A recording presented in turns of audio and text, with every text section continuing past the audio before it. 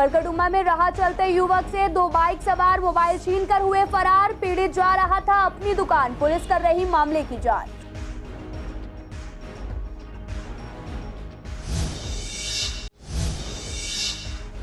Pre monsoon की बरसात में भरा पानी। विश्वासनगर में मानसून से पहले हो रही नालों की सफाई। लोगों का कहना, नालों की सफाई के नाम पर हो रही खानापूर्ति।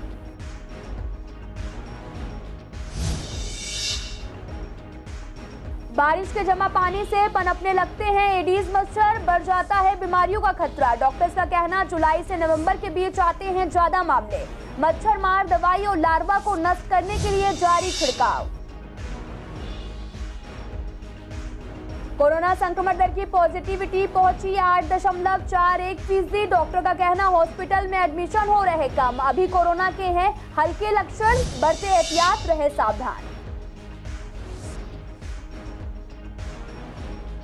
एमसीडी के 25 स्कूलों को किया जाएगा पायलट प्रोजेक्ट के रूप में अपग्रेड। पूर्व चेयरमैन ने कहा, 25 स्कूलों को रिडेवलप करने का अच्छा फैसला। दिल्ली गवर्नमेंट से अच्छा इंफ्रास्ट्रक्चर नगर निगम के स्कूलों का। नमस्कार, मैं आपके साथ अंकिता पाल। आप सभी का पूर्वी दिल्ली खास में एक बार फिर से स्वागत है। रुक करते हैं खबरों की तरफ। पूर्वी दिल्ली में स्नैचिंग की वारदात लगातार बढ़ती जा रही है। ताजा मामला कड़कड़डुमा महिला कोर्ट का है, जहां पर 2 युवक दिन में लगभग 11 बजे के आसपास अपनी दुकान पर जा रहे थे। तभी 2 बाइक सवार दिन दहाड़े उनके हाथ से मोबाइल छीनकर कड़कड़डुमा कोर्ट की तरफ फरार हो गए। पूछताछ में पीड़ित ने बताया कि कड़कड़डुमा में एक दुकान चलाता है और हमेशा की तरह वो महिला कोर्ट की तरफ से जा रहा था। तभी न्यू संजय अमर कॉलोनी की तरफ से स्प्लेंडर बाइक पर 2 चोर आए, जिनमें से एक ने हेलमेट पहना हुआ था और एक का चेहरा साफ दिख रहा था। वह उसके हाथ से फोन लेकर फरार हो गया। फिलहाल पुलिस पूरे मामले की जांच कर रही है। मेरे फ़ोन पे एकदम से मैसेज आया तो मैं मैसेज देखने लग गया। तो एक बाइक वाला पहले इधर से गया फैमिली कोर्ट की तरफ, फिर उधर से आपसी आया। एकदम से फ़ोन, इसके हाथ में फ़ोन था, एकदम से छीना और इधर को भग गए कड़कड़डुमा कोर्ट की तरफ। लगभग 11:30 बजे के आसपास। हाँ जी। नहीं, सुबह का टाइम, सुबह 11 बजे, 11:30। हाँ, FIR करके ले गए और फिर उन्होंने मेरे को FIR नंबर भी FIR दे दी कॉपी। बोला कि हम अभी जो भी होगा वो कर रहे हैं अपनी तरफ से, बाकी आपको जो भी होगा फ़ोन मिलेगा। फ़ोन था Vivo Y21, 15,000 रुपये का फ़ोन था। तो हम ऐसे खड़े थे तो मैसेज देख रहा था, तो एकदम से वो आया और उसने फ़ोन छीना और ऐसे कड़कड़डुमा कोर्ट की तरफ। नहीं, एक ने हेलमेट लगा रखा था आगे वाले ने, जो गाड़ी चला रहा था, और दूसरे ने रुमाल बांध रखा था वहाँ से। शाहदरा फ्लाईओवर के नीचे सौंदर्यीकरण करके उसे हरा भरा बनाया जाता है, जिससे पूर्वी दिल्ली की खूबसूरती और अधिक बढ़ाई जा सके। शाहदरा फ्लाईओवर के नीचे काफी समय पहले ऐसे ही सौंदर्यीकरण करने की शुरुआत की गई थी, लेकिन थोड़े समय बाद करने के बाद यहाँ पर कोई काम नहीं किया गया। अब यहाँ पर गंदगी का अंबार लगा हुआ है, रास्ते टूटे हुए हैं और थोड़े बहुत पौधे भी लगाए गए थे, वो भी अब सूख चुके हैं। बरसात का पानी इस पुल के नीचे भरा हुआ है। पानी भरने की वजह से यहाँ पर मच्छर पनप रहे हैं, जिससे बीमारियों का खतरा लगातार बढ़ता जा रहा है। लोगों का कहना है कि प्रशासन ने केवल कागजों में ही काम किया है, लेकिन हकीकत में कुछ भी नहीं किया। सुंदरीकरण में तो ऐसे काम कोई अभी नहीं हुआ, केवल यही जो रेलिंग वेलिंग लगी, यही सब लगे। पौधे नहीं लगाए गए। टाइल तो इसलिए एक टूटी थी, इसमें जो है अंदर काम चल रहा था साइड में, इसकी वजह से इसको तोड़ के तब से रिपेयर नहीं किया गया। बहुत कूड़ा लोग यहीं पे फेंक जाते हैं अपने घरों का भी, और चलते फिरते मतलब कि हमें उसमें भी बहुत परेशानी होती है। यहाँ पे मतलब कि सब बैठे रहते हैं, बेगर वगैरह, भिखारी वगैरह, सब यहीं पे अपना वो करते हैं। शाम के समय तो बहुत बुरी हालत होती है, बहुत ज़्यादा। यहाँ पे यहीं पे अपना डेरा जमाते हैं, यहीं पे सो जाते हैं। प्रशासन को यहाँ पे पार्किंग के, यहाँ पे छोटे छोटे पार्क वगैरह अलाउड करने चाहिए, ताकि जैसे कोई भी जैसे मेट्रो से उतर कर आता है तो थोड़ा देर यहीं पे रिलीफ कर ले, यहीं पे आराम कर ले। नहीं, इसके नीचे कोई सौंदर्यीकरण नहीं, कोई ये देख रहे हो, आप खुद देख रहे हो, ये देखो ऐसे बैठो, ये आप सामने देखो, ये भी कुछ नहीं, ये भी जो हुआ था ये भी तोड़ ताड़ के किसी ने फेंक दिया, कोई सौंदर्यीकरण नहीं, पूरा भरा हुआ, ये आप देख रहे हो, ये आपके सामने। इतनी जगह है कि इसमें पार्क बन सकता है, इसमें पेड़ पौधे लग सकते हैं, और तो और इसमें ई रिक्शा वगैरह को अगर जाम लगता है तो इन्हें पार्किंग भी दे सकते हैं, और तो और ऑटो वालों को भी पार्किंग दे सकते हैं, और तो और ज़रूरत पड़ने पर PWD या MCD या जिसके अंडर भी आता है ये रोड, यहाँ पर चाहे तो वो अपनी पर्सनल पार्किंगें भी बना सकते हैं जो इनके पास अपनी जगह है। कुछ टाइम पहले मुझे तो ऐसा लगता है कि कागजों में काम चला था और नाम मात्र के लिए, यानी कि 5% काम हुआ होगा जो तोड़ फोड़ करके दिखाया। उसके बाद में आपके चैनल के माध्यम से और आपके कैमरे के माध्यम से दिखाना चाहूँगा, देखो क्या हाल हुआ पड़ा। बरसात का मौसम शुरू हो चुका है। बारिश की रिमझिम फुहारें जहां तपती गर्मी से राहत दे रही हैं, वहीं इसके कारण बीमारियों का खतरा भी बढ़ रहा है। इस मौसम में फ्लू, सर्दी, जुकाम होना आम सी बात है, लेकिन बरसात में जमा पानी से पनपने वाले एडीज मच्छर डेंगू, चिकनगुनिया और टाइफाइड बुखार की वजह बन जाते हैं। आपको बता दें कि जो जानलेवा भी साबित हो सकते हैं। डेंगू के बढ़ते मामलों को देखते हुए हमारी संवाददाता ने डॉक्टर से बात की, तो डॉक्टर्स का कहना है कि वैसे तो डेंगू, मलेरिया और चिकनगुनिया के मामले जुलाई के बाद ही बढ़ते हैं, लेकिन इस साल मच्छरों के प्रजनन के लिए अनुकूल मौसम के कारण डेंगू के मामले जल्दी ही दर्ज किए जा रहे हैं। वहीं जब हमारी संवाददाता ने पूछा कि डेंगू के मामले बढ़े हैं तो क्या तैयारियां की गई हैं, तो डॉक्टर का कहना है कि बेड की संख्या और फीवर क्लिनिक हर साल की तरह इस बार भी बनाए जाएंगे। बारिश शुरू हो रही है तो हमको बहुत अलर्ट रहने की ज़रूरत है। जैसे ये ह्यूमिड क्लाइमेट होगा, बारिश शुरू हो जाएगी तो एडीज एजिप्टी मच्छर है वो बहुत ज़्यादा पनपना शुरू हो जाएगा। और पनपता क्यों है, इसके भी बड़े सारे फैक्टर्स हैं। बहुत लार्ज अर्बनाइजेशन है, बहुत ज़्यादा भीड़ भाड़ है, सोशियो इकोनॉमिक फैक्टर्स हैं। लोगों के घरों में पानी इकट्ठा रहता है, अपने बर्तनों में लोग पानी, टंकियों में पानी इकट्ठा रहते हैं। जो नालियाँ हैं, जो बारिश की नालियाँ हैं, वो वाटर लॉक्ड हो जाती हैं। फ्रेश वाटर में चूँकि ये पैदा होता है, ये गंदे पानी में नहीं, फ्रेश वाटर में। तो इस सारे फैक्टर्स को मिलाकर लोगों के घरों में टायर पड़े रहते हैं, लोगों के घरों में ऐसी चीज़ें, गंदगी पड़ी रहती है। कहीं इंडस्ट्रियल वेस्ट है, जैसे कहाँ कंस्ट्रक्शन हो रही है वहाँ पे बहुत सारा रेत मिट्टी पड़ा रहता है, तो वहाँ पर पानी इकट्ठा हो जाता है। तो उन सब में खाने भी इसी तरीके के जो भी जहाँ भी है, तो वहाँ पर माल खाने जैसे आपने कहा वो भी हो सकते हैं। तो वहाँ पर बहुत ज़्यादा ये मच्छर पनपता है और यही मच्छर फिर आगे लोगों में डेंगू फैलाता है। गर्मी की वजह से लोग कूलर चला लेते हैं, लोगों के घरों में पानी इकट्ठा करते रहते हैं। पक्षियों को पानी पिलाने के लिए कोई ना कोई बर्तन छत पे रख दिया जाता है जो महीनों बदला नहीं जाता। एसी चल रहे होते हैं तो एसी के नीचे जो पानी निकलता है वो इकट्ठा होता रहता है, उसको कोई बदलता नहीं, उसको कोई खाली नहीं करता। अन्य कई कारण हैं, यानी कि आपके घर के पीछे पिछवाड़े के अंदर कुछ भी सामान पड़ा हुआ है और बारिश आए तो उसमें पानी इकट्ठा हो गया, यानी कि जिस जगह पर पानी 7 दिन से ज़्यादा रुक गया वो एक अच्छा स्पॉट बन जाता है जहाँ पर कि मच्छर अपनी उत्पत्ति करते हैं। और जब मच्छर उत्पत्ति करते हैं तो ऑटोमेटिकली आपको जाके काटेंगे तो कोई मलेरिया, डेंगू, चिकनगुनिया और अन्य जो जितनी बीमारियाँ वो सब होंगी। दिल्ली में कोविड के मामले बढ़ते जा रहे हैं, वहीं संक्रमण दर 8.41% तक पहुंच गई है। ऐसे में लोगों को एहतियात बरतने की जरूरत है। पॉजिटिविटी रेट बढ़ने पर हमने डॉक्टर ग्लैडविन त्यागी से बात की, तो उनका कहना था कि हमें एहतियात बरतने की जरूरत है। हालांकि हॉस्पिटल में एडमिशन कम हुए हैं, लेकिन कोरोना के अभी हल्के लक्षण हैं, सावधानी बरतने की जरूरत है। वहीं सरकार को कुछ बड़े और कड़े कदम उठाने चाहिए और इसके बारे में सोचना भी चाहिए। एक दिन में कोविड के 1530 नए मामले सामने आए हैं, वहीं 24 घंटे में 3 लोगों की मौत भी दर्ज की गई है। पिछले 24 घंटे में कोरोना वायरस के 1104 मरीज ठीक भी हुए हैं।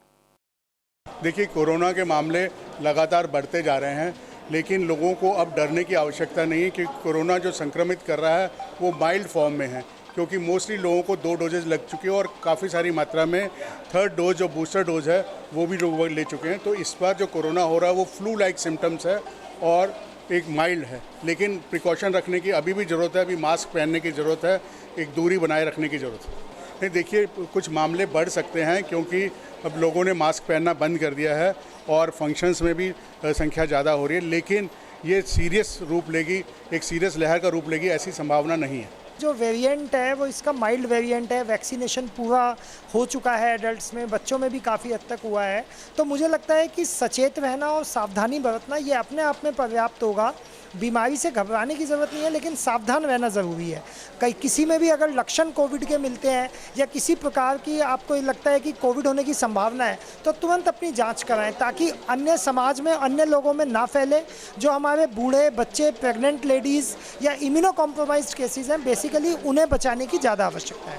देखिए अभी तक कोविड ऐसा तो था नहीं कि जड़ से ख़त्म हो गया हो, तो कहीं ना कहीं पे जब अभी नियम भी रिलैक्स हुए हैं, फिर पब्लिक का एटीट्यूड भी थोड़ा सा चेंज हुआ, उसमें लोगों ने अपना ध्यान देना कम किया और कोविड को सीरियस लेना बंद किया, जिसकी वजह से ये कोविड। दिल्ली नगर निगम के स्कूलों को बेहतर बनाने के लिए लगातार काम किया जा रहा। वहीं एलजी वीके सक्सेना ने भी निगम के 25 स्कूल को पायलट प्रोजेक्ट के तहत बेस्ट टीचिंग टेक्निक के माध्यम से बेहतर बनाने का निर्णय लिया है। इस पूरे मामले पर हमारी संवाददाता ने पूर्व शिक्षा समिति अध्यक्ष राजीव चौधरी से बात की, तो उन्होंने कहा कि एलजी ने पूर्वी दिल्ली के 6 स्कूल और शाहदरा साउथ के 4 स्कूलों को लिया है, जिसमें से शाहदरा साउथ के Ghazipur village, Karkardooma village, new colony, Dilshad garden और वहीं शाहदरा नॉर्थ के सुंदर नगरी और नंद नगरी है।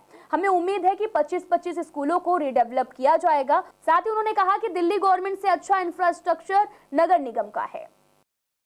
देखिए, हमने जब मैं चेयरमैन था एजुकेशन कमेटी का, तब भी मैंने पूर्वी दिल्ली के 21 स्कूलों को मॉडल स्कूल्स के रूप में डेवलप करने का काम किया था और 21 स्कूलों को हमने इसी तरह से डेवलप किया था। आज इसी तरह एलजी साहब ने पूरी दिल्ली के 25 स्कूलों को पायलट प्रोजेक्ट के रूप में डेवलप करने का काम किया है, जिसमें पूर्वी दिल्ली के भी 6 स्कूल शामिल है। शाहदरा साउथ के 4 स्कूल है, जिसमें गाजीपुर विलेज है, कड़कड़डुमा विलेज है, न्यू कॉलोनी है, दिलशाद गार्डन है और इसी तरह सुंदर नगरी और नंद नगरी, ये शाहदरा नॉर्थ के। इस तरह 6 स्कूल उन्होंने भी लिए। तो मुझे उम्मीद है कि 25-25 स्कूल करके फेज मैनर में इन स्कूलों को डेवलप किया जाएगा और ये बहुत अच्छे सुंदर स्कूल है।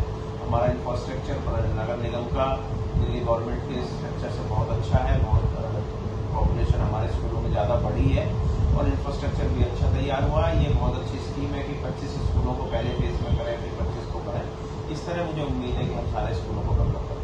जीटीबी अस्पताल की गायनिक डिपार्टमेंट में काफी वर्कलोड रहता है। डिपार्टमेंट को जल्द ही नई बिल्डिंग में शिफ्ट किया जाएगा। हॉस्पिटल के डायरेक्टर सुभाष गिरी ने कहा कि जल्द ही डिपार्टमेंट को जीटीबी हॉस्पिटल की नई बिल्डिंग एमसीएच ब्लॉक में शिफ्ट किया जाएगा, जिसमें से मरीजों को इलाज कराने में परेशानी भी नहीं होगी। हालांकि कोरोना के बढ़ते केसों की वजह से नई बिल्डिंग में 408 कोरोना बेड को छोड़ दिया गया है।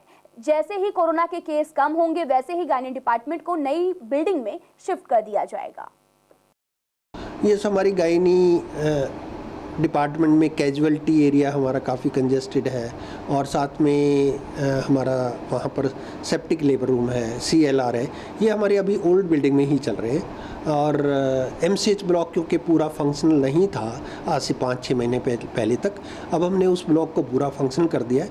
लेकिन आज की डेट में गवर्नमेंट ने हमें आदेश दिया हुआ है कि हम कोरोना के लिए 400 बेड अभी रोक के रखें, तो उस वजह से हम गायनी को अभी शिफ्ट नहीं कर पा रहे। लेकिन शॉर्टली ही हम उन सर्विसेज को भी MCH ब्लॉक में जो हमने नए बेड्स फंक्शनल किए हैं उन बेड्स पे हम उसको शिफ्ट कर देंगे। हमने इसके लिए जो एरिया वो ग्राउंड फ्लोर पे और फर्स्ट फ्लोर पे पूरा डिमार्केटेड है और जैसे ही कोरोना का बिल्कुल अमन से हम बोले बहुत कम हो जाए और हमें गवर्नमेंट से आदेश आ जाए कि हम यहाँ पर कोरोना के बेड कम कर सकते हैं, तो मैं उसी टाइम पे ये प्लान कर लूँगा और उस एरिया में हम गायनी का casualty, septic labour room, CLR और गायनी की जितनी भी ओल्ड बिल्डिंग में एक्टिविटीज चल रही हैं वो हम उसी बिल्डिंग में शिफ्ट कर लेंगे। प्री मानसून में कुछ घंटे झमाझम बारिश के बाद कई जगह पर जलभराव की समस्या देखी गई। इस पर हमने जब पूर्वी दिल्ली के विश्वास नगर का जायजा लिया तो देखा कि विश्वास नगर में कई ऐसे छोटे और बड़े नाले हैं जिनकी सफाई अभी तक नहीं की गई है। जब हमने लोगों से बात की तो उनका कहना था कि नालों की सफाई हो रही है, लेकिन सिर्फ खाना पूर्ति की जा रही है, पूरी तरह से नालों की सफाई नहीं की जा रही है, जिससे अगर ज्यादा बारिश होती है तो गलियों और सड़कों पर जलभराव हो जाता है, जिससे लोगों को आने जाने में काफी तकलीफ भी होती है। मॉनसून आने से पहले ही तैयारी की जाए तो इसमें जलभराव की समस्या से लोगों को निजात मिल सके। इसके लिए समय समय पर नालों की सफाई होना बेहद जरूरी है, चाहे वो MCD के हों या फिर PWD के। नालों की सफाई होने से सड़कों में भरने वाले पानी से भी निजात मिल सकती है। आज ही सफाई हुई, काफी दिन से बंद था ये नाला तो। हाँ, एक बार पहले और एक बार और हो रही थी। अभी तो हमने यहीं देखा है जी, सबकी तो नहीं देखा, यहीं की बता रहा हूँ। अभी जो आज यहाँ से शुरुआत हुई है तो अरे सफाई हो रही है, लेकिन ऐसे उल्टी सीधी हो रही, नाम हो रहा है इसका। तो उल्टी सीधी सफाई हो रही, क्या हो रहा है, ना कोई ढंग से हो रही है, पटी उड़ी कोई भी रखी जा रही है ढंग से, कुछ भी ना हो रहा है। सब तो उल्टे सीधे काम हो रहा है कि नाम हो रहा है, कहाँ सफाई हो रही है। सफाई ना देख आप देख रहे हो, ऐसी हालत है, देखो नाली पटी हुई, परेशानी क्या है यहाँ पर, सब में कीचड़ हो जाती है। सब में अपने हाथ से अगर सफा कर दो नाली तो कर दो, ना तो समझ लो बस ऐसी पड़ी है। अब जैसे ज़्यादा बारिश होगी तो पानी चला जाएगा नाले में, और जैसे अगर कम बारिश भाई तो वहीं रुक जाएगा। सभी सरकारी स्कूलों में 6ठी से 9वीं क्लासेस के एडमिशन के लिए 20 जून यानी कि आज रजिस्ट्रेशन का आखिरी तारीख थी।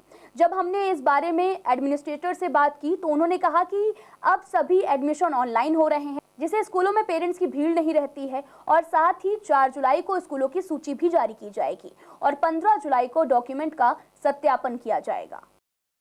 मैम, इसके लिए दिल्ली गवर्नमेंट ने 2 तरीके रखे हुए हैं। एक तो हमारे प्लान के एडमिशन्स होते हैं, जो बच्चे अटैच होते हैं स्कूल से वो बच्चे डायरेक्ट आ जाते हैं। कुछ बच्चे जैसे गांव चले गए हैं, इधर उधर हैं, दाएं बाएं हैं, तो वो लोग जैसे आते हैं उनको एडमिशन दे देते हैं। दूसरा जो प्रोसेस है हमारा वो है ऑनलाइन का। तो जो बच्चे बाहर वाले हैं या पब्लिक स्कूल के हैं या आउट ऑफ दिल्ली के हैं, वो लोग रजिस्ट्रेशन कराते हैं और उनका रजिस्ट्रेशन कराने के बाद में उनका नंबर जिस स्कूल में आता है वो वहाँ पर एडमिशन ले लेते हैं। बच्चों के लिए, पेरेंट्स के लिए बहुत आसान हो गया। सीधा अपने घर में कंप्यूटर पे बैठें, जिनके नहीं है वो हमारे स्कूल में भी आकर के या कहीं पर भी वो जाकर रजिस्ट्रेशन करा सकते हैं। वैसे तो मोस्टली सब अपने घर से ही कराते हैं, पर फिर भी अगर किसी को प्रॉब्लम आती है तो हम गाइड कर देते हैं। आज जो है वो नॉन प्लान एडमिशन की रजिस्ट्रेशन की लास्ट डे है, तो आज तक रजिस्ट्रेशन को करना है। इसके बाद फिर ये लिस्ट करीब जुलाई के किसी शुरू में आएगी, और जब वो आ जाएगी फिर इनके एडमिशन चालू हो। नहीं, ऑनलाइन तो चलते रहते हैं, वो तो जहाँ वो 5th का रिजल्ट आया, 6ठी से एडमिशन उसके नेक्स्ट हमारे यहाँ चालू हो जाते हैं, वो चलते रहते हैं। वो तो करीब कि हमको आगे भी चलते रहेंगे। जो नॉन प्लान के एडमिशन दिल्ली गवर्नमेंट के स्कूल्स में होते हैं, वो अभी जो सर्कुलर आया उसके अकॉर्डिंग 3 फेज़ में होने हैं। तो उसका पहला फेज़ कंप्लीट हो गया है, जिसमें लगभग हमारे स्कूल में 70 बच्चों ने अप्लाई किया था अलग अलग क्लास में 6 to 9th, ठीक है। तो लगभग उसमें से 41 बच्चों का हमारे यहाँ एडमिशन हो गया है। एज क्राइटेरिया क्या होगा, डॉक्यूमेंट्स क्या लगेंगे, फ़ोटो, बैंक, आधार, ये सब जानकारी उनको देते हैं, जिससे उनको समस्या ना आए और वो ऑनलाइन किसी भी माध्यम से अपने घर बैठ के या कंप्यूटर पे जाके अपना ऑनलाइन अप्लाई कर सकते हैं। बहुत फ़ायदा है। ये वो बच्चे हैं अब जो एडमिशन करा रहे हैं ऑनलाइन, जो किसी प्राइवेट स्कूल में पढ़ते रहे या ट्यूशन पढ़ते रहे या किसी अन्य राज्य से आ रहे हैं और उन यहाँ दिल्ली के किसी भी स्कूल में उनको रजिस्ट्रेशन नहीं हुआ है, वो अपने घर से ऑनलाइन रजिस्ट्रेशन करा सकते हैं। कहीं कंप्यूटर पे जाके साइबर कैफ़े से जाके करा सकते हैं। उनकी एक लिस्ट हमारे स्कूल में आती है। फिर अगर हमारे स्कूल की आईडी के साथ उन्होंने अगर यहाँ किया तो यही नाम आएगा। जिस स्कूल में वो जाना चाहते हैं वहाँ की आईडी डाली तो वहाँ जाएगा नाम, और फिर वहाँ पर वो अपने डॉक्यूमेंट्स लेकर वहाँ जाएंगे और फिर बच्चे का दाखिला हो जाएगा। आने वाला समय देखिए ऑनलाइन का ही है। बड़ी अच्छी बात है कि सरकार ने पहल करी है कि भाई भीड़ भाड़ से बचने के लिए पेरेंट्स को ऑनलाइन एडमिशन वगैरह की फैसिलिटी दी है। लेकिन इसका दूसरा पहलू ये है कि बहुत सारे पेरेंट्स इन स्कूलों में पढ़ने वाले, जैसे हमारे बच्चे पढ़ते हैं, बहुत सारे पेरेंट्स को फ़ोन ऑपरेट करने नहीं आते हैं। स्मार्टफोन है लेकिन उनको लिमिटेड चीज़ों का पता है। उसके लिए उनको इंटरनेट कैफ़े जाना पड़ता है और इंटरनेट कैफ़े वाले भी उनसे पैसे चार्ज करते हैं फॉर्म भरने के नाम के। तो अगर एक तरफ ऑनलाइन की फैसिलिटी है तो दूसरी तरफ उनके पैसे खर्च करने पड़ते हैं। तो सरकार पैरेलली इन चीज़ों को चलाए, क्योंकि शुरुआत में ऑनलाइन ऑफलाइन दोनों मोड होने चाहिए और जब अवेयरनेस हो जाए उसके बाद बेशक ऑनलाइन मोड चलाएं तो ज़्यादा बेहतर है। फिलहाल पूर्वी दिल्ली खास में आज के लिए इतना ही। तमाम खबरों के लिए आप देखते रहिए CCN लाइव।